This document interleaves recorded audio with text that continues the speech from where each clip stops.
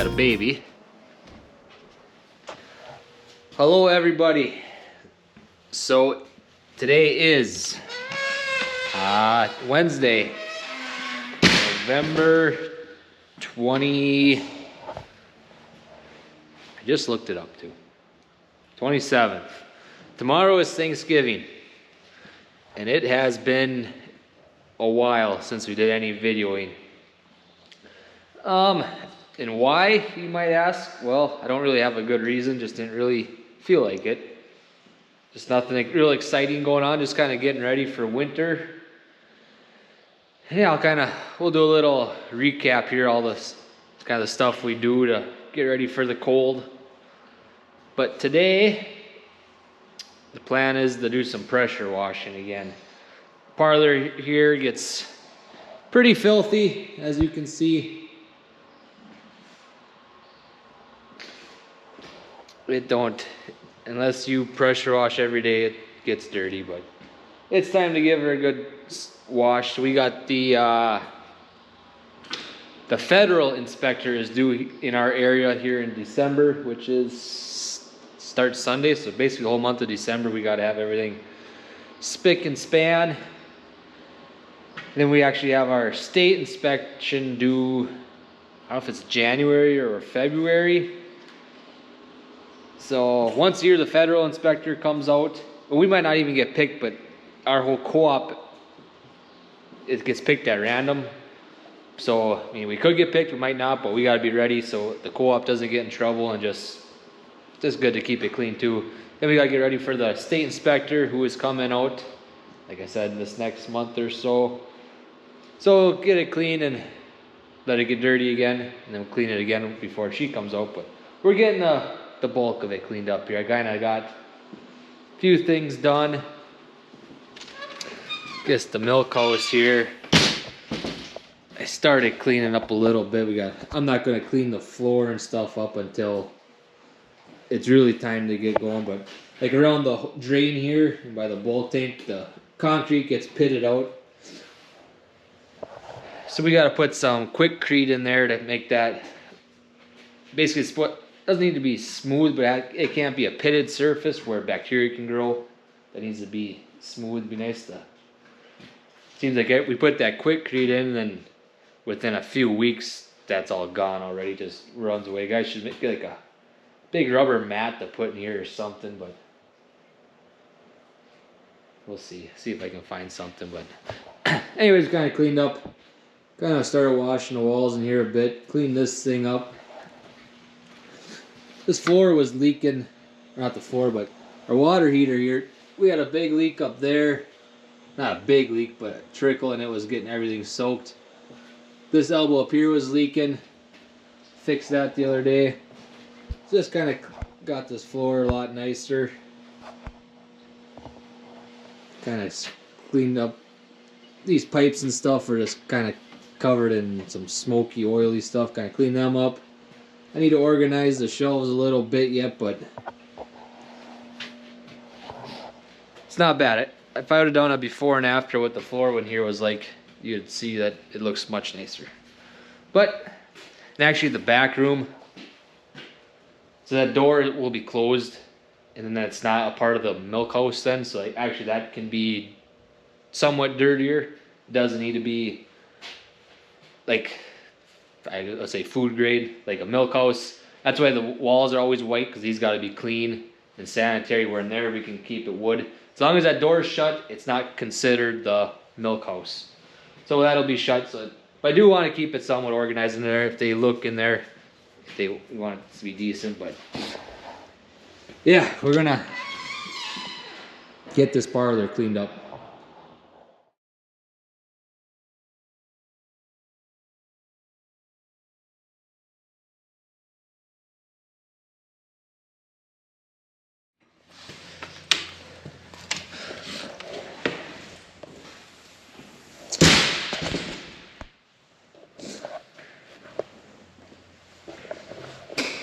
Alright, so all done pressure washing for now anyways. It's quite a bit better. Did the ceiling. It's not super sharp. I mean, it's a lot of stuff that it's getting old and rusty. Like a lot of the pipes and stuff, they're not getting any cleaner than that. They're rust. But hopefully it's good enough to make the inspector happy and pass their test.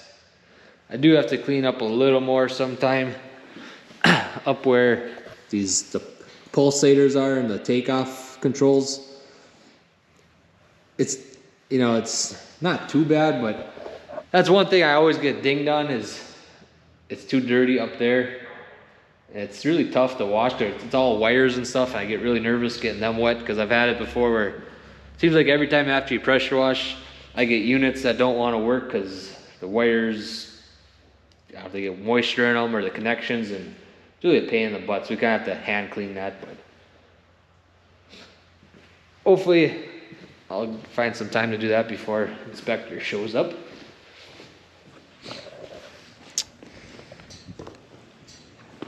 So another thing we did was Dad bought 4 Jersey heifers. Kind of cute little things. Well, those 3 are.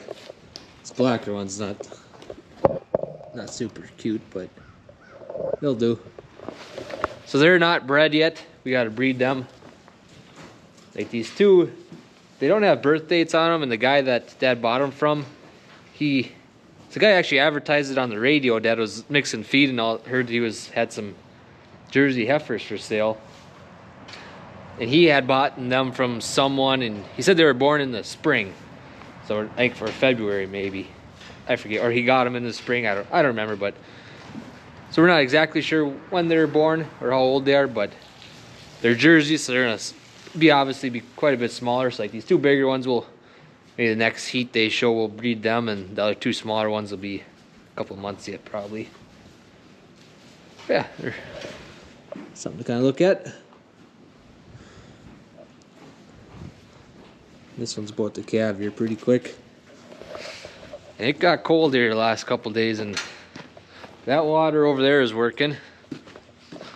This one is not. Ooh. I guess it ain't too bad, but you find all your flaws once it gets cold out. I think last night it was single digits. So another thing we do to get ready for winter, on this side of the heifer shed here, put the steel back up. So this used to be a curtain, and we've tried fixing that so many times, and I think 3 years ago now I bought some steel and put that on there instead. In the springtime we'll take it off. Each piece of steel has just 2 screws in it, so very simple. It works much better. Alright, so we got the dry cows locked up in the barn now. Got that door shut. Actually, there's 4 doors, 5 doors if you count the overhead door on this east end of the barn. We got those closed, sealed up. Dry cows locked up in the barn for the winter. Yeah, try to keep it as warm as we can in here. It's like today, it ain't too bad. It's above 10 degrees. Once you get down to that 0 mark, that's when manure starts freezing up and gets to be a pain in the butt. But till about 0, the barn stays pretty good. Even then, it gets to 0. If the sun comes out, it really heats up in here and get that manure out. Then 20, you get those stretches of 20 below for a week. That's when it gets to be a real pain in the butt in here. But last year we really didn't have that. We had like just a couple of days where the manure froze up hard on us. So hopefully we get a nice calm winter again. That would be awesome. Could use a little bit of snow. Not a big fan of snow.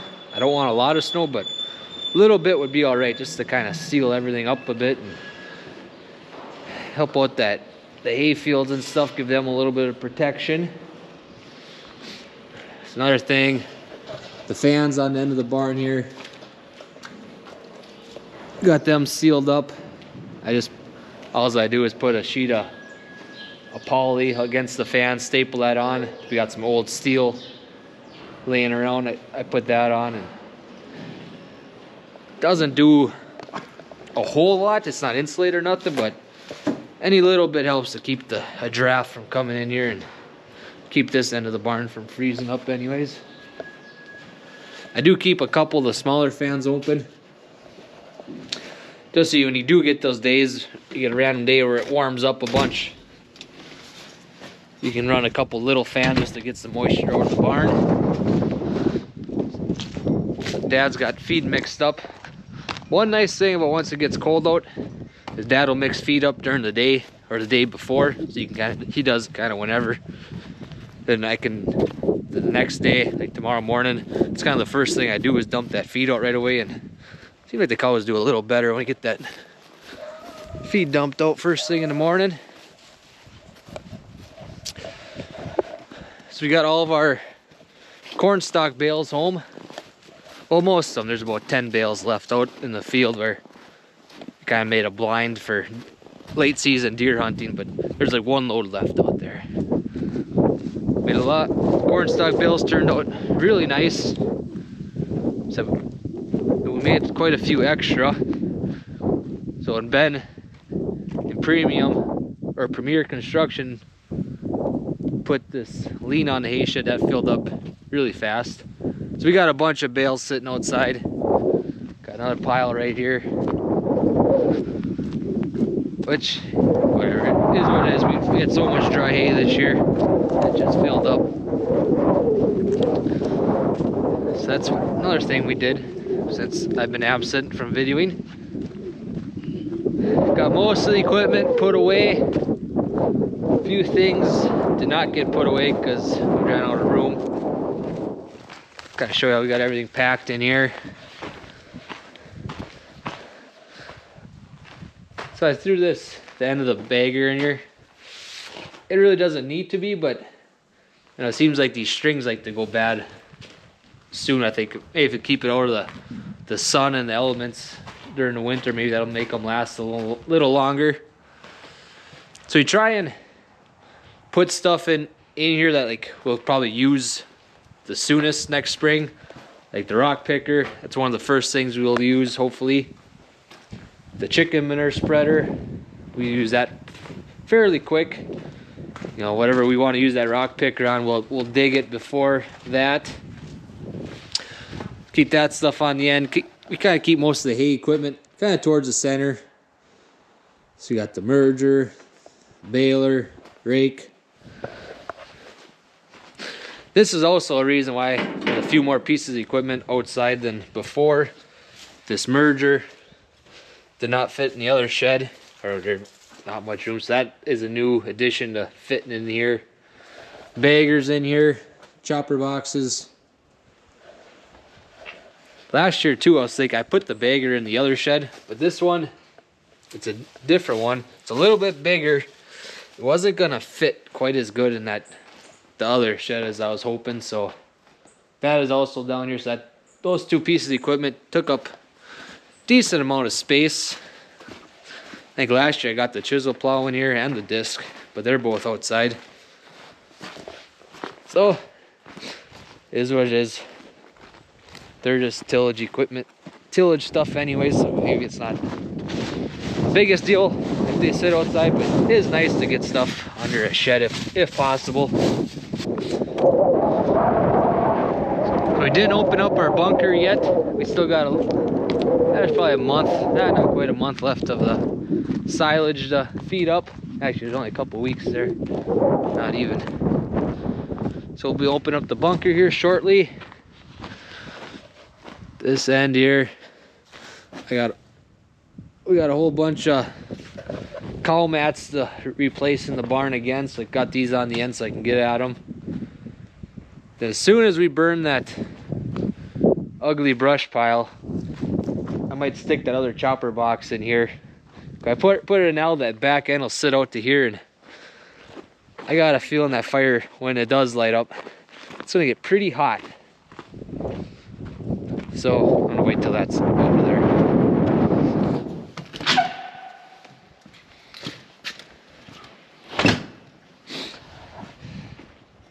Alright, so in the cold part of the shop, all the tractors go in here.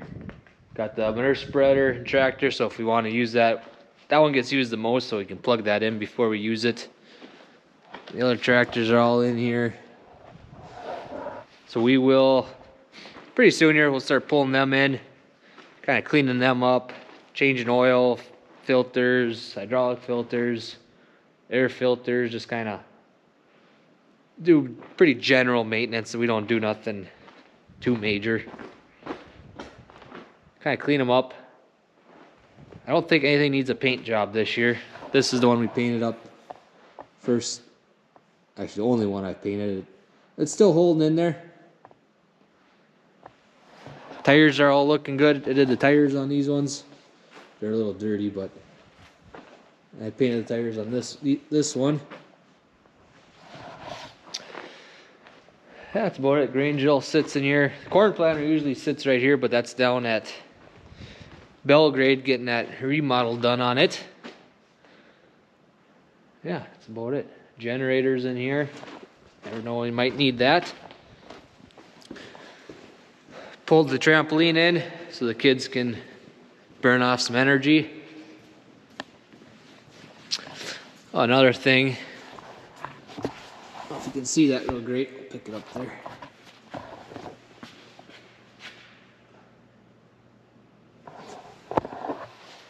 So that is a jacket that used to be Sarah's dad's. He used to have a trucking company. He hauled milk, and that was when I was really young. I don't even remember, but Dad remembers it. My Uncle Ronnie used to haul milk for him.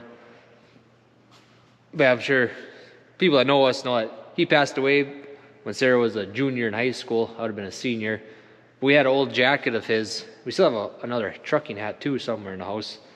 But that jacket was kind of just sitting around, and obviously we weren't gonna wear it or nothing. Don't want to wreck it, so we ended up getting like a little jersey case for it. Put that in the shop here. Turned out pretty nice. Nothing super fancy, but should keep it from getting wrecked and kind of keep that memory around. Alright, everybody, so we are doing our annual Christmas tree hunt. Alright, you guys, start looking. Tell me if you see one, a cool one.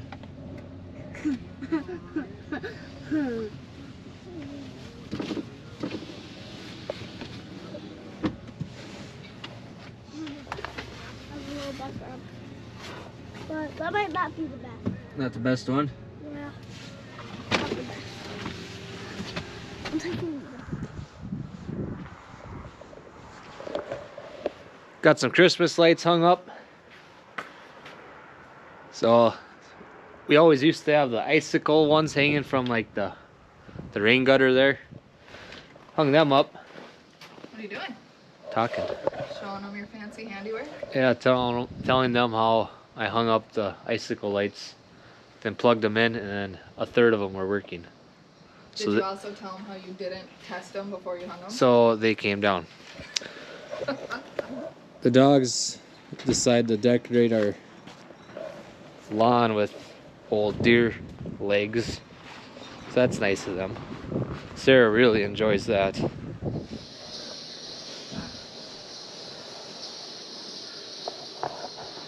Got our beautiful Christmas tree cut down and put up here.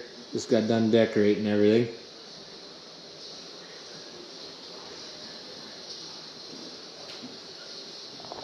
Was a little nervous the chandelier was going to come down, but we made it work.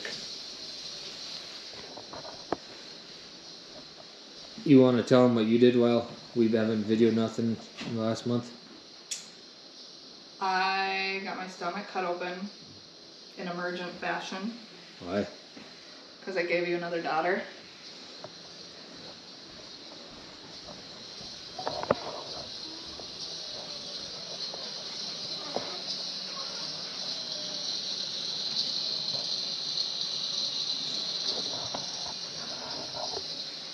Oh yeah, that also happened.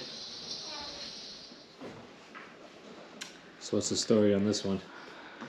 Well, Dad started the project. Mom finished it.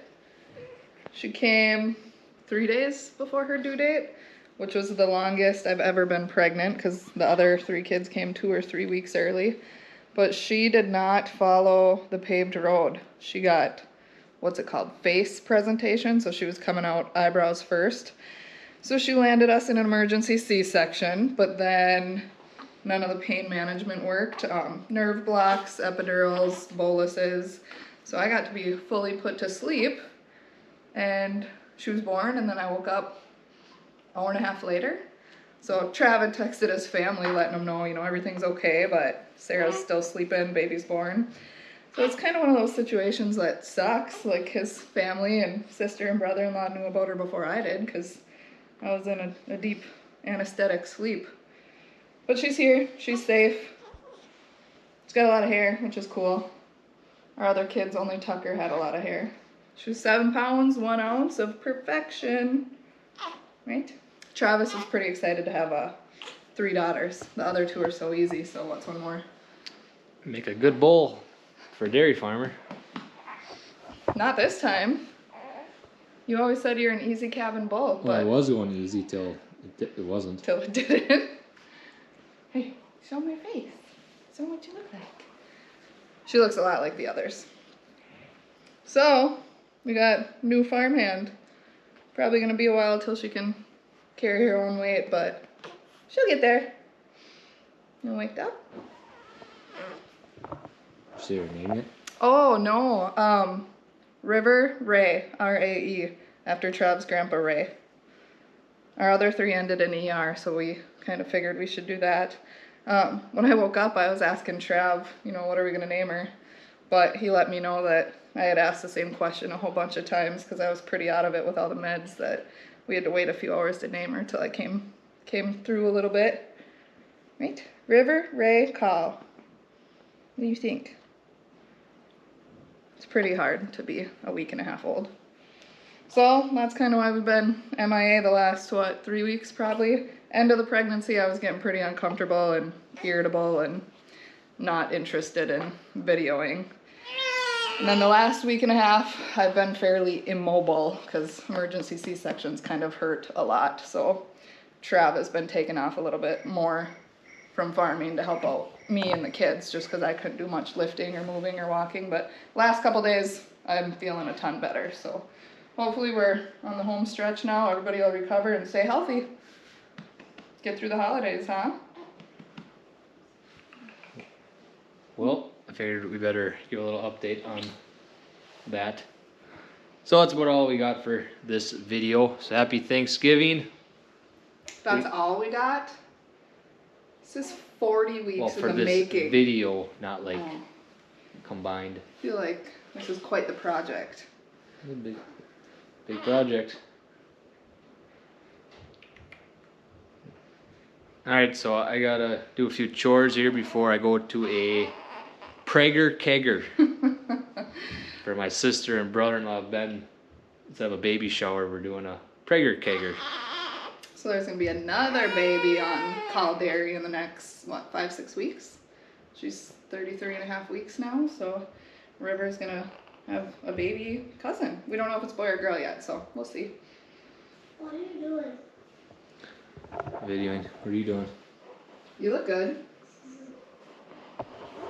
Did you lose your tooth since the last video? Smile.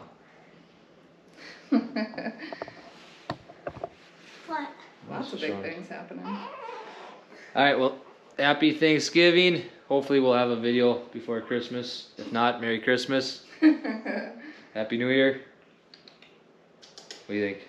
Good. Alright, want to say bye? Bye bye. Like and subscribe and comment.